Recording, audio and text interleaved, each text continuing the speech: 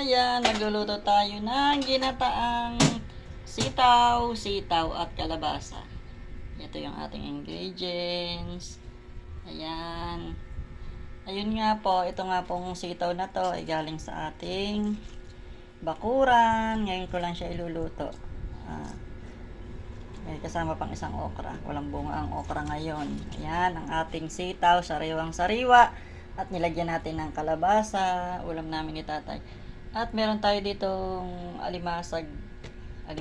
Yan. Alimasag, mataba. Matataba siya. Yan.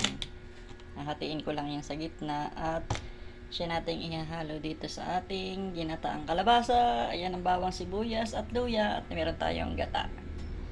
Yan, lulutuin ko na. Ulam namin to ngayong lunch. Ngayon ay araw ng Lunes, July 6. Ayan, ako naalala ko birthday pala ni Damang. July 6 ngayon. Ngayon ay alas 10:22 ng umaga. Ayan. Luto muna tayo.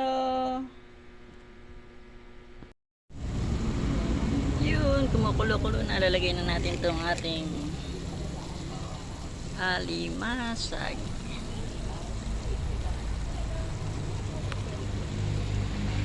Yan, ihuhulog ko na din itong ating gata.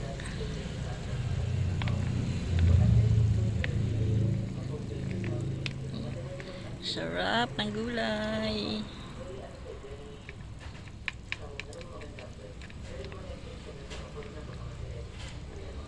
Tataklaban ko lang ng sandali. Ayan, luto na ang ating gulay.